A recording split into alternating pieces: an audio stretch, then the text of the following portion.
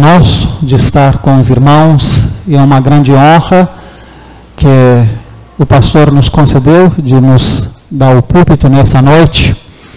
E foi muito bom conhecer a igreja pela manhã, conhecer os irmãos, e é muito bom rever alguns que vi pela manhã e conhecer outros novos que se fizeram presentes nessa noite. Pela manhã nós fizemos uma apresentação sobre o nosso projeto e vamos repetir isso de forma mais breve depois do culto, para aqueles que não fizeram ficaram de manhã. Mas, no entanto, o motivo principal pelo qual nós estamos reunidos hoje aqui, entendo que é por atendermos à convocação do Senhor de nos reunir como igreja, em cultuar-lhe e também, nesse culto, receber a sua revelação da sua palavra, entender a sua vontade, nos deleitar nela e aplicá-la nas nossas vidas. Esse dia nós começamos a falar a respeito de missões pela manhã, de onde as missões se originam, em Gênesis capítulo 1, e nós falamos bastante sobre isso, mas hoje à noite nós vamos falar de maneira mais prática de atuação da igreja em missões. Portanto, convido os irmãos a abrir as suas Bíblias em Atos dos Apóstolos, capítulo 5. E nós vamos fazer a leitura de versículo 40 a 42, que são os últimos versículos desse capítulo.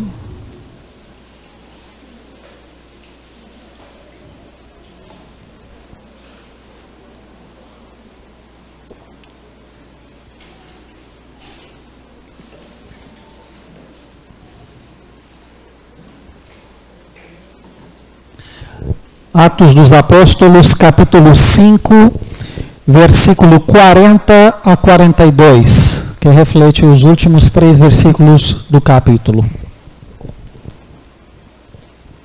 Os irmãos encontraram? Então vamos prosseguir com a leitura. Chamando os apóstolos, açoitearam-nos e ordenaram-lhes que não falassem em nome de Jesus. E os soltaram.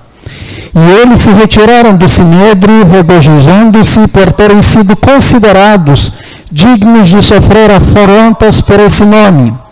E todos os dias, no templo e de casa em casa, não cessaram de ensinar e de pregar Jesus, o Cristo. Amém. Lucas, ele escreve esse livro para relatar e para constar como um documento histórico da igreja acerca dos primórdios da igreja após a ressurreição de Cristo, seus inícios e as viagens missionárias dos apóstolos e o desenvolvimento e o avanço do evangelho, começando de Jerusalém, indo para a Judeia, Samaria e até os confins da terra. Portanto, é um relato detalhado, não completo, no entanto, mas levando em consideração aquilo que se considerava importante como marcos da história da igreja, após de quais séculos nós ainda precisamos refletir para entender a nossa missão e como ela se dá.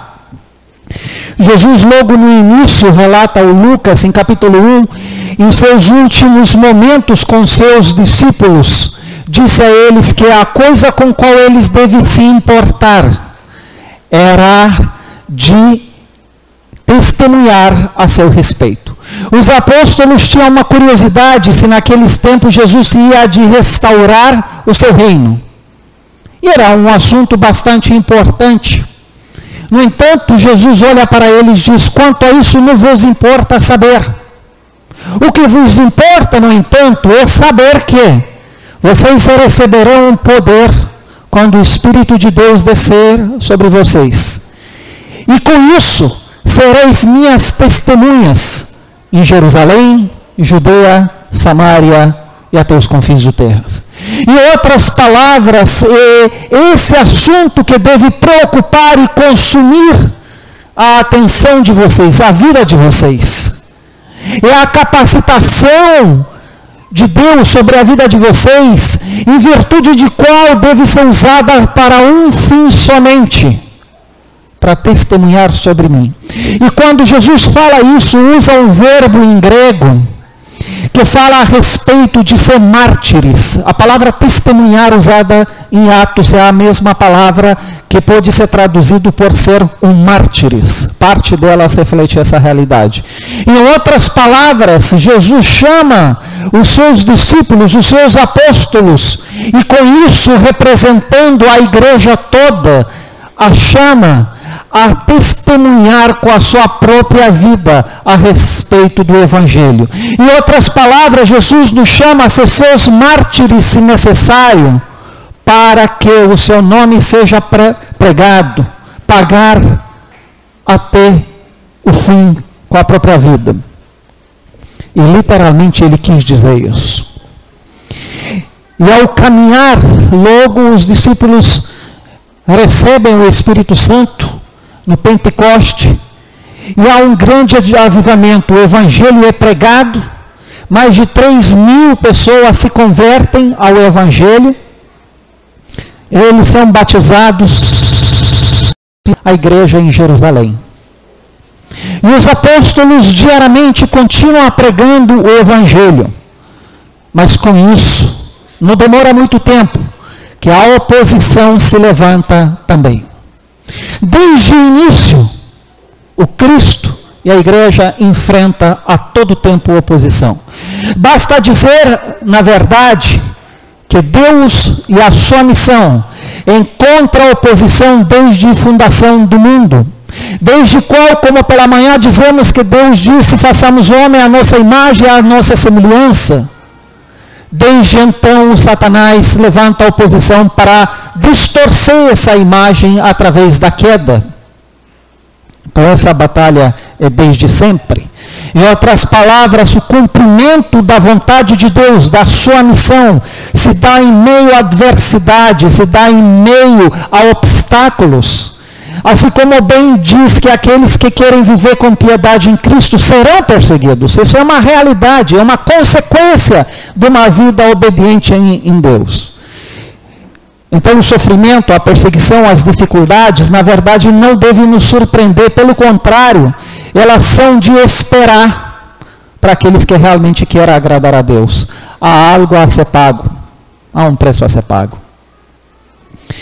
E então, não demora muito tempo, como dizemos, e pegos de inveja, o sumo sacerdote, junto a outros líderes saduqueus e fariseus, alta cúpula religiosa do tempo de então, se levanta e prende os apóstolos, os leva do meio do povo com cautela, porque eles já eram bastante populares até então, e os arrodeia, tentando obrigá-los e mandá-los para não mais pregar e ensinar a respeito de Jesus.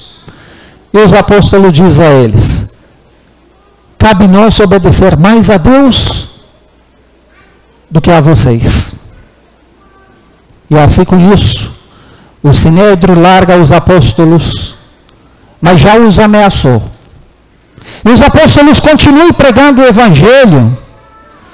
Pedro efetua uma cura do homem no templo, e isso atrai mais multidões, e ele prega o Evangelho. Enfurecido, o Sinédrio de novo pega os apóstolos pela segunda vez. E como era a noite, os deixaram no cárcere, para que depois haveria de inquiri-los. Mas no entanto, à noite, o anjo do Senhor vem e retira os apóstolos da prisão e diz a eles que devem ir e continuar a ensinar, ignorar a perseguição e ir em frente. E eis que isso eles estão fazendo. E quando o Sinédrio se reúne para inquirir os apóstolos, cadê eles? E eles não estavam no cárcere. E eis que chega alguém dizendo: aqueles que vocês prenderam, na verdade, estão lá no meio do templo ensinando.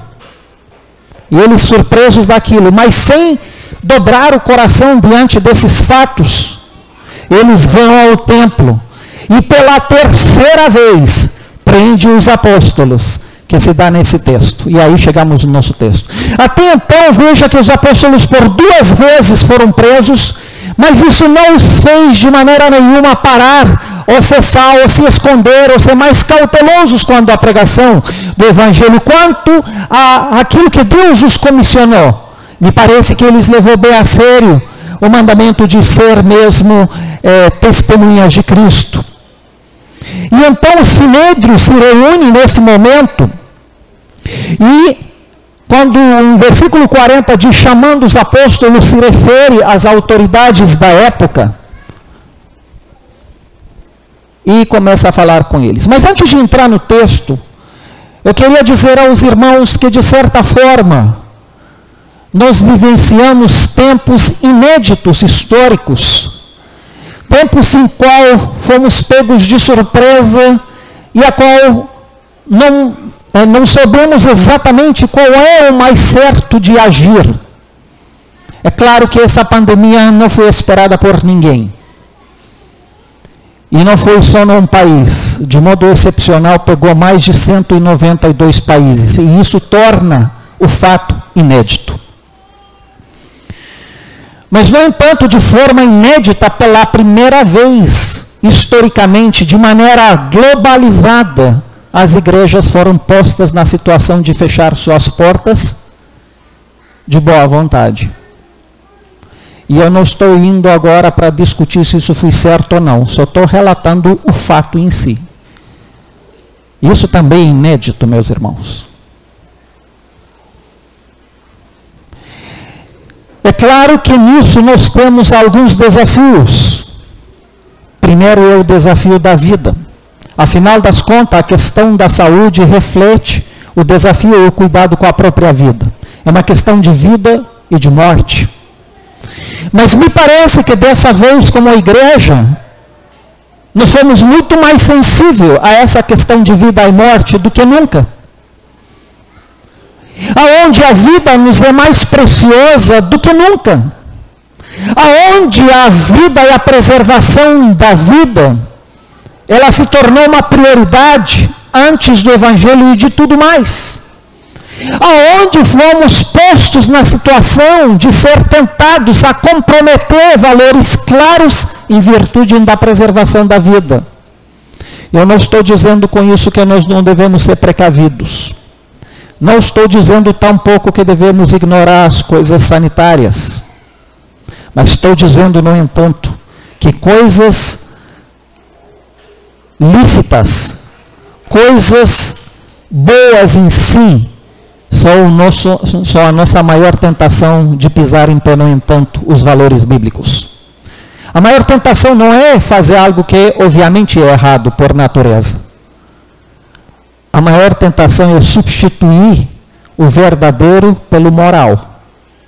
Substituir o que Deus quer por algo bom em si. Isso é a maior tentação. Você sabe por quê? Porque algo bom é bom.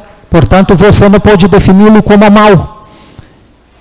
É mais fácil de ser aceito. Mas isso é uma tentação, no entanto.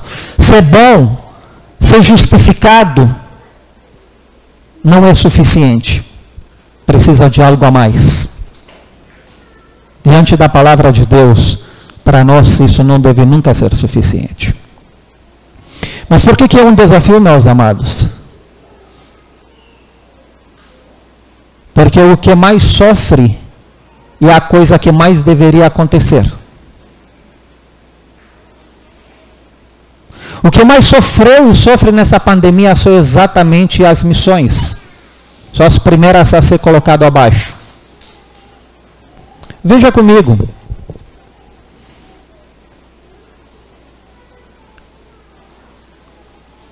Nós fechamos. Por motivo de precaução, alguns deixaram de dar seu dízimo corretamente. Não porque Deus deixou de abençoá-los. Mas foi pensado, vai saber se mês que vem eu não tenho nada? Vai saber se eu perco o emprego? Isso é uma realidade, pode ser que sim. Mas pela primeira vez nós usamos outros princípios. Muitas igrejas entraram em declínio financeiro. Nem todas, mas algumas sim. Obviamente a primeira coisa que você, geralmente, viu, pastor, não é sempre, mas infelizmente muitas vezes a primeira que se tira da lista para manter as coisas são as missões. Talvez a época que nós temos ouvido é mais precavido não mandar missionários nesse tempo. E de ponto de vista moral, de ponto de vista social, humano, é o mais precavido mesmo, estar em casa. Mas será que essa é a tônica bíblica? Então o que nós menos fizemos, na verdade, é o que mais deveria ser feito. É mais do que nunca, era agora a hora de investir mais do que nunca. Agora é a hora de sair mais do que nunca em pregar o Evangelho. É mais do que nunca deveria enviar mais missionários, investir mais ainda. E talvez é um paradoxo e os irmãos traem as minhas afirmações a primeiro momento. Mas veja comigo. Existem dois argumentos. O primeiro, há pouco tempo atrás, os irmãos recordam da grande dificuldade que estava se instalando no mundo inteiro de falar de Deus, por exemplo, no aeroporto, num avião, num lugar público, numa praça, num hospital. Não é verdade? No Brasil, acredito que era isso. Mas na pandemia, um fato curioso aconteceu, no entanto. A se falar de Deus se tornou natural, se tornou banal. É fácil a gente ver reportagem na internet, em todo lugar, pessoas ajoelhando, cantando nos hospitais, médicos se reunindo para orar. Ora, quando você viu isso antes? Mas na pandemia você viu isso. Porque ao mesmo tempo que tudo isso aconteceu, Deus, eu entendo que sensibilizou o mundo inteiro quanto à questão da vida e de morte. Então Deus meio que abriu as grandes portas da humanidade para ouvir o Evangelho. É agora mais do que nunca que as pessoas precisam ouvir da solução, da esperança que há em Cristo. E como que eles vão ouvir isso se ninguém fala sobre isso? E como que alguém fala sobre isso se não é enviado para isso? Esse é o Romanos que fala. Então esse é o primeiro argumento. Pastor, mas é perigoso. Eu não estou dizendo que não. Mas quando não foi perigoso pregar o Evangelho na história da igreja? E quando que nós usamos de princípio enviar só quando é seguro? Ora, esquecemos a nossa história quando os apóstolos, uns foram crucificados de cabeça para baixo, outros foram cortados em duas. Mateus me parece que foi cortado com uma serra, não sei como chama isso em português, na Índia. E por aí vai. O único que escapou de maltratagem física foi João. Ora, nós esquecemos como Jim Elliot, aqui no Equador, ele foi logo no início aflechado pelos índios e morto, portanto, ele e seus colegas. E como mais tarde a sua esposa levou essa missão adiante a tal ponto que o tribo inteiro posteriormente se converteu. Nós esquecemos como uns montes de missionários deram a sua vida por isso e iram em lugares altamente perigosos. Mas não foi por perigo que deixaram de ir. Mas assim como o Apocalipse diz que antes não amaram a própria vida, mas diante da morte, eles ficaram vencedores pelo sangue do Cordeiro e pelo testemunho que deram. Sim, é perigoso, meus irmãos. E digo mais, e mesmo que a pandemia acabe, vai continuar sendo perigoso, de uma maneira ou de outra. Se você vai na Nigéria, você acha que é perigoso pregar o Evangelho por causa da pandemia? Não, eles estão queimando igrejas há anos. Estão queimando gente viva há anos. Se você vai no Sudão, a mesma coisa. Se você vai na China, a mesma coisa. Não é a pandemia que vai fazer o perigo para o missionário, não. Aliás, pelo contrário, acredite se quiser, é mais seguro. Por N razões que eu não vou discutir agora. Então, meus amados, é agora que nós devemos investir. E então, aqui, voltando para o nosso texto, nós temos hoje desafios também. Mas como que nós devemos encarar isso? Com certeza, sozinho nós não vamos conseguir. Os apóstolos, depois do primeiro cárcere, Eles voltaram, e a coisa que eles fizeram logo em seguida é falar com a igreja sobre o que aconteceu. E a igreja encarou a missão de estar lado a lado aos apóstolos e levantaram as vozes e oraram por eles para que Deus não pare a perseguição, não os livre, mas a oração que fizeram é outra.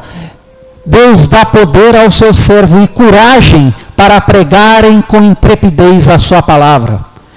É impressionante como na oração registrada em capítulo 4, eles dizem assim, versículo 26, aliás, 29.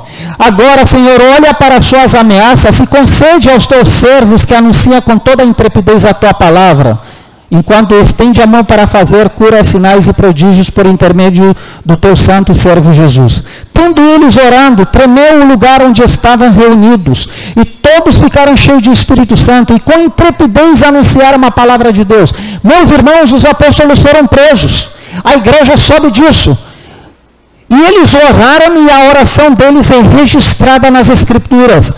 Mas nenhuma frase diz que eles oraram: Deus, tenha piedade, muda a cabeça das lideranças, faz alguma coisa que os apóstolos não estejam presos, nos poupe. Não faz nada disso menção.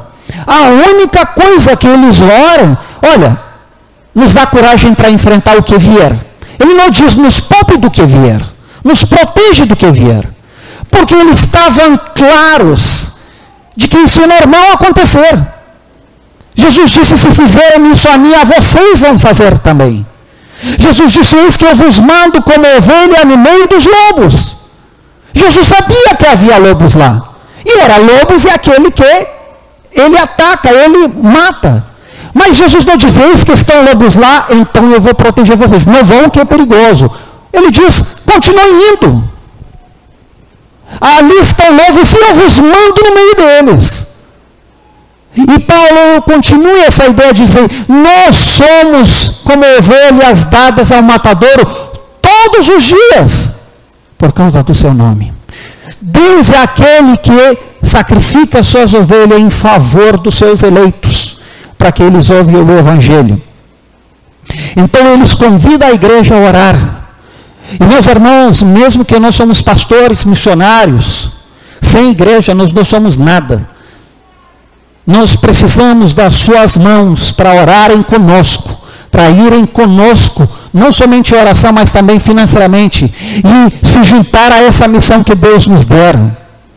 E quando chega nesse ponto, ele chama de novo os apóstolos e os açoitearam. Eles levaram a sério a ameaça. Veja que a coisa está se engrossando. Primeiro só falaram, segundo agora vão apanhar nas costas. Aqui os açoitearam e ordenaram-lhes que não falassem em nome de Jesus, e os soltaram. O que você espera disso? Pensa se fosse você: eu já fui preso uma vez, ele já me ameaçou, vou continuar pregando. Mas eles que me prendem pela terceira vez, e dessa vez eles dão nas costas. Então, os caras estão levando a sério. Na próxima, eles vão tirar minha cabeça. Então, talvez é a hora de eu começar agora a ser mais precavido, fazer a coisa mais escondido, sei lá. Talvez é para repensar um pouco as coisas. Talvez era ser triste e dizer: meu Senhor, eu estou te representando, eu estou pregando o evangelho, estou apanhando. Mas olha o que acontece. Eles se retiraram do Sinédrio, os apóstolos. De que maneira? Se regozijando-se por terem sido considerados dignos de sofrer afrontas por esse nome. Eles saíram se sentindo honrados, não alegre porque apanharam em si, que não era masoquistas, acredite. Ninguém gosta de apanhar, eu pelo menos não gosto. Mas a alegria era vinda da honra que lhe foram concedida, de que aquele sofrimento era por causa do nome de Cristo. Em outras palavras, isso não é para qualquer um, não é uma coisa alheia, é uma honra que Deus nos dá a nos envolver com o seu ministério. Não é um fardo, Um favor. Às vezes tem pessoas que dizem, lá vai aquele missionário, lá vai missionário pedindo dinheiro. Lá vai, dá alguma coisa lá para ele para não dizer que não deu nada. Muitas vezes nós tratamos como um desaforo, como um fardo, com aquela coisa, tem algum troco aí? Bota lá um troco. É errado, meus irmãos. E sabe por que é errado? Primeiro que nós não somos mendigos. Nós não somos desfavorecidos da vida e pedimos o pão. Nós podemos ter uma profissão como qualquer outro. Podemos ter a nossa vida tranquilíssima. Mas nós apenas deixamos tudo por um chamado.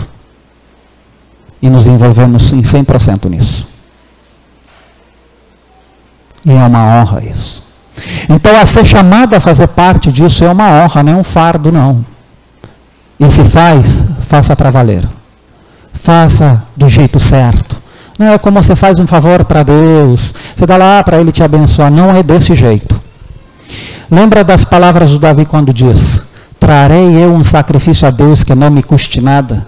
Se o que nós faremos para o reino de Deus é algo assim que de todo jeito não faz diferença nenhuma, se o que nós fazemos é algo que não nos custe realmente, nos faz a fazer uma escolha, não, eu deixo de fazer isso porque eu quero me envolver mais, então acredite, e essa é a opinião minha pessoal, não vale nada. Deus não é um mendigo. Deus não é aquele que precisa. Nós somos os favorecidos a fazer parte disso. Portanto, meus amados, aceitar o chamado de Deus a nos envolver é uma honra que nos foi dada. É uma honra Ele nos permitir a fazer parte de algum trabalho. Não é um fardo. Eles se retiraram do sinédrio, regozijando-se por terem sido considerados dignos de sofrer. O próprio sofrimento era uma honra para eles. Era uma alegria.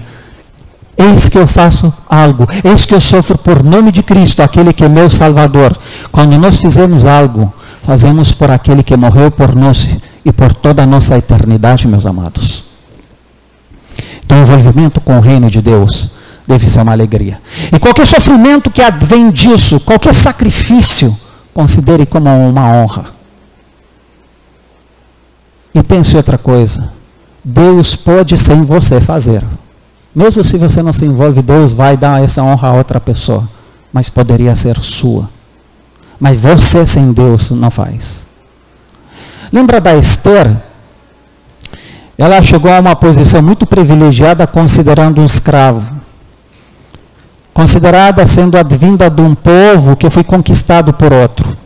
Ela chega à posição mais alta de ser a própria rainha do grande rei. Mas o próprio povo dela sofre perseguição a ponto de passar a ser morto. Então Mardoquai, acho que esse que é o nome em português, o Mardoquai, que era o tio dela, chega perto dela e diz, Esther, e quem sabe não por isso Deus te deu a graça de chegar a essa posição privilegiada, para que você seja um instrumento de Deus para salvar o seu povo. É a primeira indagação que eu quero fazer aos irmãos. E quem sabe não por isso, meu irmão, Deus te deu a condição que te deu. Não somente para você ter uma vida boa, mas poder investir mais no reino de Deus. Assim como os gideões, outrora homens de negócios, que sabiam fazer dinheiro. Mas a mente deles era diferente. Eles faziam, nós sabemos fazer isso. Nós não fazemos outra coisa. Mas então se uniram um grupo e disseram, então nós vamos investir e ganhar o máximo que podemos. Economizar o máximo que podemos. E gastar tudo que economizamos para imprimir novos testamentos que vamos divulgar no mundo inteiro. E é assim que fizeram. E é por isso que aquele Novo Testamento pequeno, eu acredito que os irmãos conhecem, aquele azulzinho, que às vezes você encontra num roteiro, numa posada, foi a obra desses homens. Quem sabe, irmão, o que você tem e o que você é, não é para isso que Deus fez. Tudo que Deus faz é para converter para a sua obra, não é para outra coisa. Não está em jogo a priori o nosso bem-estar, não que estou contra o bem-estar de alguém, ter um bom carro, uma boa casa, uma boa moradia. Mas se isso é o foco da nossa vida, perdemos tudo. Sabe por quê, meus irmãos? Porque a Bíblia diz, se alguém colocou a sua esperança em Cristo somente por essa vida, é um dos mais infelizes seres. Isso está escrito na Bíblia, não é interpretação minha. Porque agora não está em jogo o nosso bem-estar, mas Deus usar quem somos, o que temos, o que sabemos fazer, tudo para o seu reino. E considere isso uma honra. Mas a segunda parte é quando Mardoquai entende que Esther tinha uma certa resistência a fazer isso. Esther tinha um certo medo, ela diz, você sabe que se eu apareço na frente do rei, sem que eu sou chamada, eu corro o risco de ser morta, a não ser que ele estende o seu cetro e eu seja poupada. E Mardoquai não pega leve com ela não, diz, Esther, se você não vai fazer isso, Deus vai fazer por outro, mas você não vai ter parte disso. Em outras palavras, Mardoquai não diz, eu entendo. Realmente. Pode ser que é difícil, sabe? Melhor deixar para lá, a gente vai dar um outro jeito. Mardoquai não, diz, minha senhora, ou você faz isso, ou senão Deus vai fazer de todo jeito por outro meio, mas você não vai ter parte disso. Então, meus amados, Deus nos dá a honra de fazer parte quando nos chama. Não pensa que é você que faz um favor se envolver. Você é o favorecido. A não acatar, tudo bem, mas Deus vai dar para outro. E você não tem parte dessa alegria.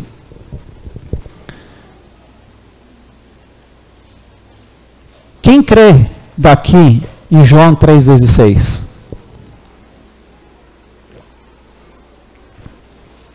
Eita, pastor, ninguém na sua igreja crê nisso? Ninguém diz nada, ué? Vamos por outro lado. Quem conhece João 3,16? Levanta a mão. Diz então, se conhece?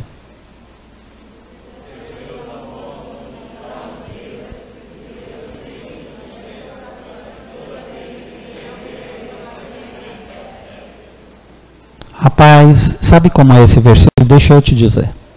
Finché de molto iubido Mosè lume, cada pe singurul lui fiu, pentru ca oricine crede în el să nu piară, ci să aibă viață veșnică. Quem está certo agora? Os dois, eu falei em romeno, João 3,16. Vocês falaram em português, para não dizer que não falei nada em romeno. Mas agora a pergunta é mais avançada. Quem realmente acredita nesse versículo? Levanta a mão, já são menos mão. Você acredita mesmo nisso? Então tá, então deixa eu te dizer o que ele diz. Você acredita, aliás, vou ajudar um pouquinho.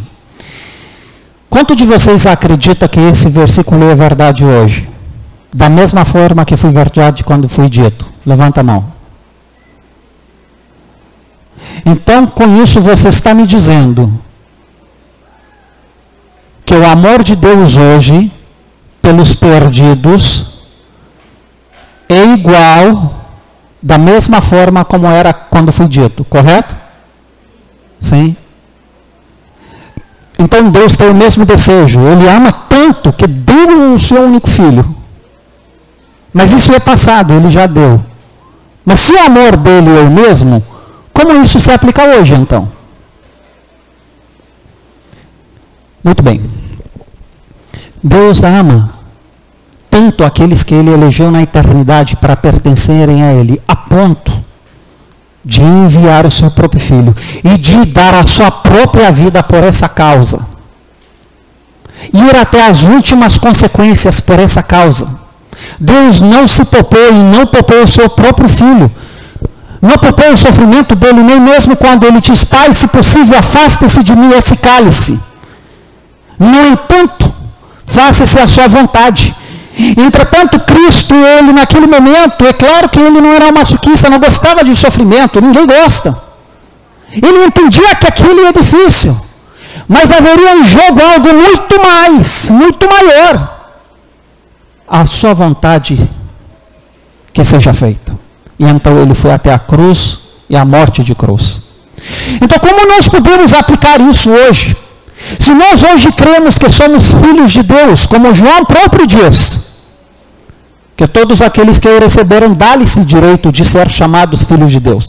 Se nós acreditamos que somos unidos a Cristo, somos o seu corpo e Ele é a cabeça.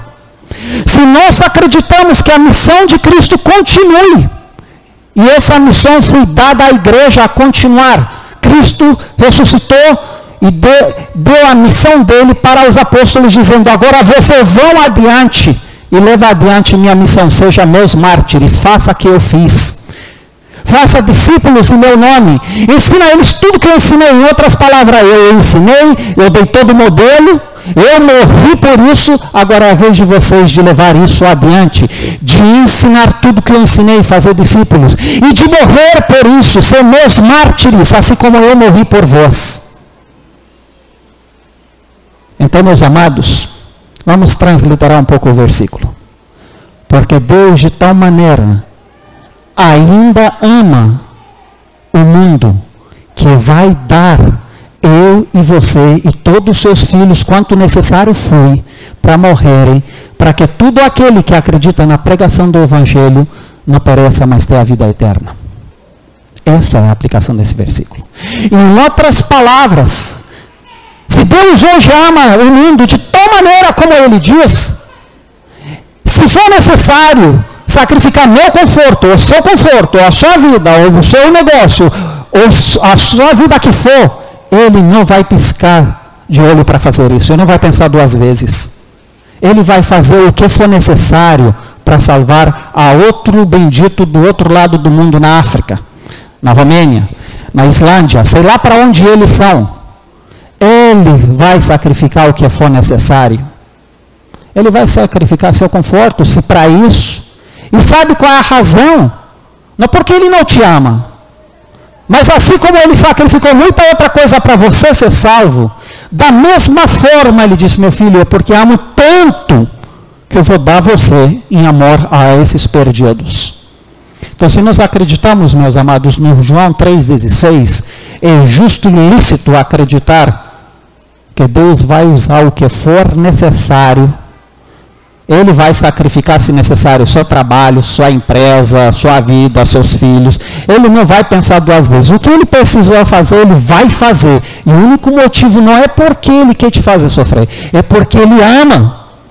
É porque ele ama seus eleitos. Nós somos aqueles entregues, como Paulo diz, ao matadouro todos os dias. E pensa que eu digo isso com facilidade, porque é fácil pregar? Acredite, uma das coisas que eu menos gostaria de pregar é essa. E sabe por quê? Porque isso é duro que é para mim mesmo. Eu sei que eu sou passível de perder qualquer coisa. Eu, filhos, esposa, tudo pode acontecer. E eu sei disso. Se Deus aprova a Ele que é necessário uma coisa dessas acontecer, para que se cumpra os seus propósitos, eu sei que Ele vai fazer, não vai pensar duas vezes porque eu sou Fernando. Porque Ele gosta de mim. Ele vai fazer. E vai fazer com você também. Porque a nossa verdadeira cidadania não é daqui. E é lá no céu. É lá que nós vamos regozijar da verdadeira plenitude e prosperidade em Cristo. E não agora. Portanto, o que Ele nos dá deve estar sempre à disposição de Deus. E é passível de ser usado para a obra de Deus. Todas as coisas colaboram para esse fim. Deus converte todas as coisas. Ele usa a igreja como grande agente da sua missão. Assim como Cristo morreu, nós somos chamados de morrer por isso. Isso envolve morrer em seus desejos para poder se aplicar melhor na obra de Deus. Isso envolve muita coisa. E tudo por esse nome.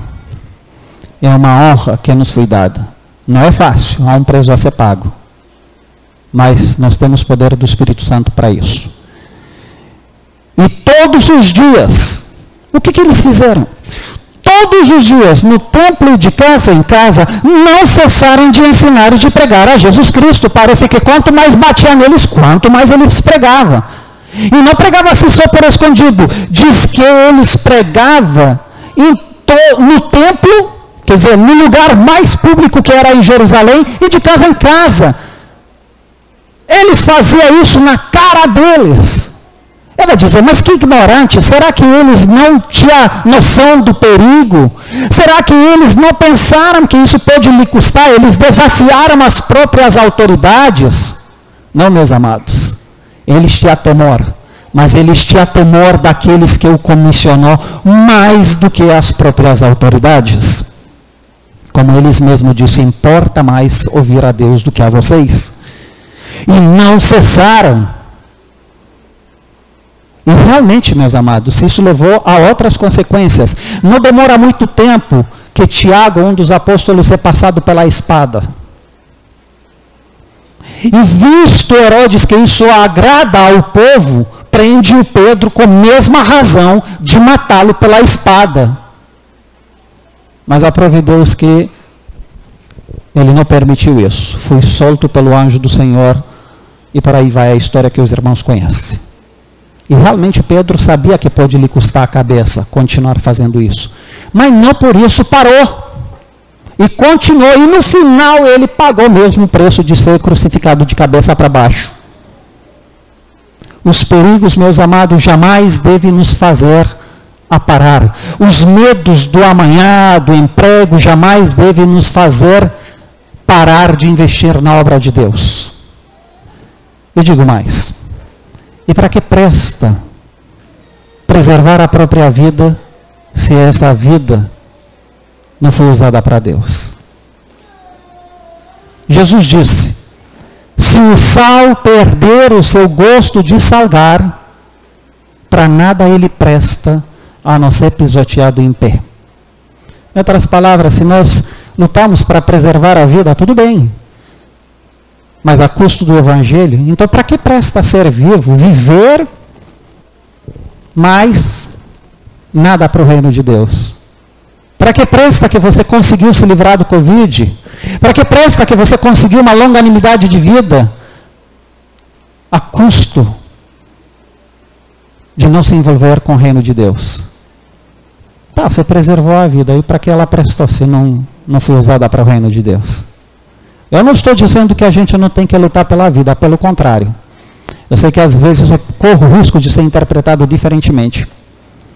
Mas eu quero julgar essas palavras de tal forma que ajudo vocês a entender a ênfase de que a prioridade da vida se dá no momento quando estamos perto a perdê-la pelo que realmente é prioridade, que é o avanço do Evangelho, essa testemunha de Cristo. Que Deus nos abençoe a isso. Amém.